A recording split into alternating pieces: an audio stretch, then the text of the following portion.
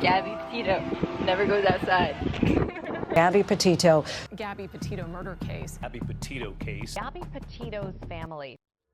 On August 12, 2021, a 911 caller reported seeing a man slap a woman and then hit her again outside a food co-op called Moonflower in Moab, Utah. The caller said they were in a van with white Florida license plates. After that call, the couple was stopped by Moab police. While the incident may have seemed like a simple case of domestic violence, it was actually the beginning of a terrible end for Gabby Petito. One of the things that the state legislature doesn't give us discretion on is charges when it comes to a domestic assault. And it sounds like you guys are living together, so you meet the statute for domestic partners, and you do have injury, and both an independent witness, probably the next one we're going to talk to as well, which we haven't talked to yet, but the one we did talk to, and your own companion have made it clear that she was the primary aggressor and that she was striking you and that you received injuries. You haven't admitted to striking her. She has not admitted to you striking her. The witness did not see you strike her. So at this point, you're the victim of a domestic assault. Even if you didn't want to pursue this, we don't have a choice. The best thing we could do to not, the law says we have to charge her. It doesn't say we have to put her in jail. Okay, but it also says we have to separate, do a no contact order, and then we have to put her in jail if we cannot separate. And there's a little problem here is you guys are out of Florida living in the van together. How are we supposed to separate you guys? Now, I don't want to take this small 20, what is she? Yes, a 22-year-old 22-year-old female in jail to jail that you could definitely defend yourself against, but at the same time, we can't say because you're a male and she's a female, we can't treat this different than if you were the male hitting her. Tomorrow, if you want to, it's up to you. You can go to jail? You can't because we don't have a charge for you. So we're trying to get a local victims advocacy group called Sea Haven to get him a hotel for the night so that you can have the van, because they won't give you the hotel because you're the one who is the primary aggressor. So they're going to consider him the victim, so they're going to get him a hotel. So he wants you so that you don't have to go to jail, because the only thing we can do is take you to jail.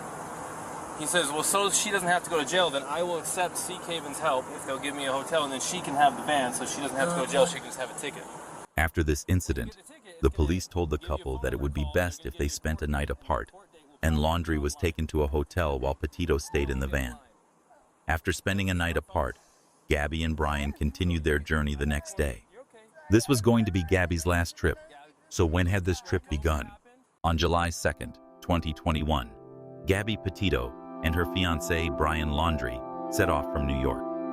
They planned to sleep in their van and share their travels on YouTube and Instagram. The young couple visited national parks across the country, sharing their experiences on social media and capturing incredible photos along the way.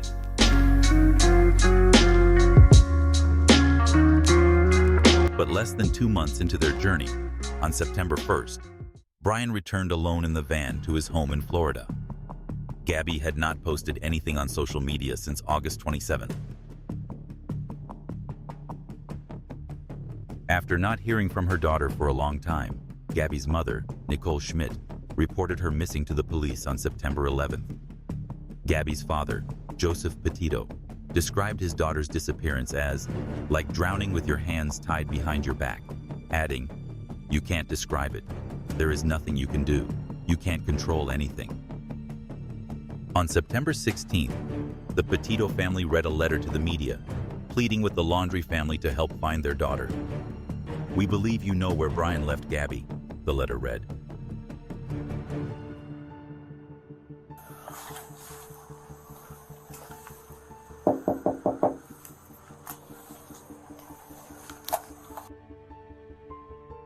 Brian Laundrie had returned to Florida without Gabby on September 1st and disappeared on September 17th. Northport Police Department. Yes. How you doing, sir? I apologize for bothering you. I have the detective on the phone. You don't want to talk to us? Okay, she's on the phone. You don't want to talk to her now?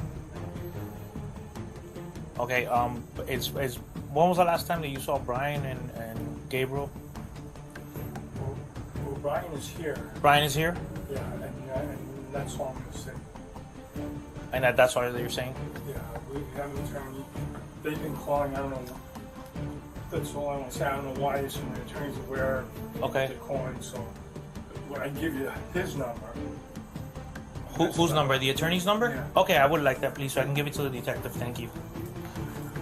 Chris, this is Sergeant Selzer with the police department. Hey, look, I hate to bother you. I know you've already said you don't want to speak or don't want to help us. I'm trying to figure out something for parents. You guys as parents, you know, all they want is their daughter to know that she's safe. So I don't know where it all started before. I don't know what's transpired. I don't know anything about that. I'm here to know if you guys know anything. It would let the parents at ease and go from there. Well, we don't know anything. Okay. And that's all. I mean, anything that you guys would be able to give them is any type of help. Last time your son saw her, anything like that. Am I able to talk to your son? The other officer said he's not going to talk to anybody. Okay. We're not going to talk to anybody. Okay. I mean, I'm gonna lay it out for you if you want. The New York detectives are a little pissed, and they want me to do a whole bunch of things that I'm trying to avoid. Well, then you have to do what you got to do, and we're not going to. That's that. Okay. I mean, as a parent, you wouldn't want to know where it happened with I your. understand what you're saying, but thank you. I mean, No, we're not going to. it makes it very odd, don't you think? From my point of view, Well, Chris. goodbye. For now, you can call our attorney and give you a phone number. I don't have your attorney, and an attorney's not going to answer at 10, Well, I 11 don't know, o'clock at but night. I'm not speaking to anybody. Yeah, we're not comfortable without an talking to attorney. anybody. So that's that. Yeah. Okay. So the van is only registered to her. Okay. Well, Yeah, I'm not really sure. Well, I'm going to tell you. I'm telling you. The Okay. title on the state of Florida is it's only hers. Okay. So it's not supposed to be here. Okay, So I'm going to take a tow truck and get it. Is a car in the way? that's my car. I can move it. I mean, so you don't have any issue with us taking the van? If that's what you're saying, you got to do. You got to do. Yeah. But right now, I'm not speaking to you anymore. Yeah, without our attorney. Okay. I can move the car for you. You don't find that odd that you guys Good really? night. Good night. Okay. Don't knock on my door anymore. Okay. Are you going to move the car? I'll move it. Okay.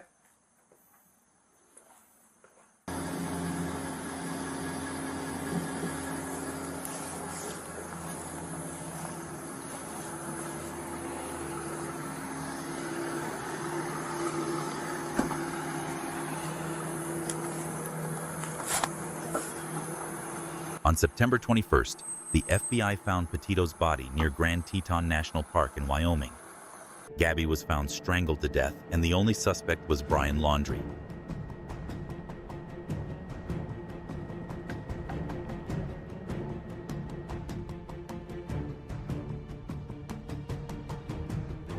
After Gabby was found, Brian's sister Cassie Laundrie called out to her brother on a news program saying, "Just step forward and get us out of this terrible mess."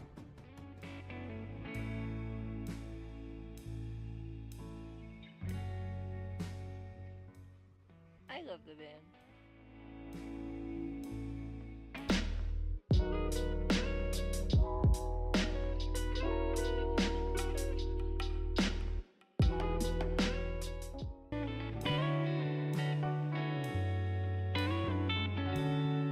The FBI has identified human remains found on October 21st in Miakahatchee Creek Environmental Park in Florida as belonging to Brian. Investigators found what appears to be human remains, along with personal items, such as a backpack and notebook belonging to Brian Laundrie. Authorities found a backpack and a notebook next to the body. Brian was found to have committed suicide by firing a single shot to his head with a gun that belonged to him. Brian's notebook, which was found, said the following: "I ended her life. I thought it was the merciful thing to do. I thought it was what she wanted, but now I see all the mistakes I made. I killed myself by this creek, hoping the animals would tear me apart, that it might make some of her family happy. Please pack up all my stuff. Gabby hated people who litter."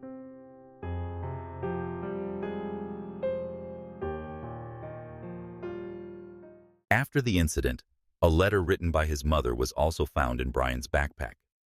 "Burn after reading" was written on the letter.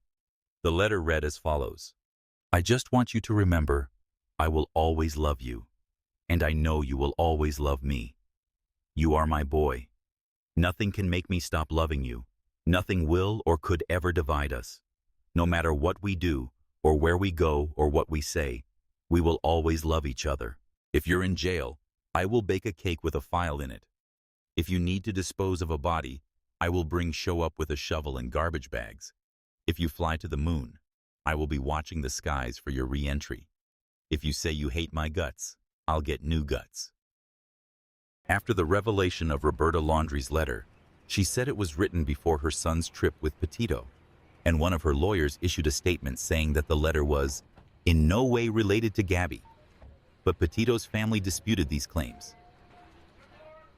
The notebook found in Brian's waterproof backpack contained the following account of how he committed the murder. Gabby, I wish I was right at your side. I wish I could be talking to you right now. I'd be going through every memory we made, getting even more excited for the future. But we've lost our future. I can't live without you. I've lost every day we could have spent together, every holiday. The temperature had dropped to freezing, and she was soaking wet. I carried her as far as I could down the stream towards the car, stumbling exhausted, in shock when my knees buckled, and knew I couldn't safely carry her. I started a fire and spooned her as close to the heat. She was so thin, had already been freezing too long. I pulled Gabby out of the water and couldn't tell me what hurt. She had a small bump on her forehead that eventually got larger. Her feet hurt, her wrist hurt, but she was freezing, shaking violently. While carrying her, she continually made sounds of pain.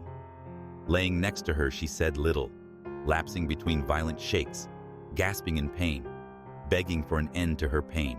She would wake in pain, start her whole painful cycle again, while furious that I was the one waking her. She wouldn't let me cross the creek, thought like me that the fire would go out in her sleep and she'd freeze. I don't know the extent of Gabby's injuries, only that she was in extreme pain. I ended her life. I thought it was merciful that it is what she wanted, but I see now all the mistakes I made. I panicked. I was in shock. But from the moment I decided, took away her pain, I know I couldn't go on without her. I rushed home to spend my time I had left with my family.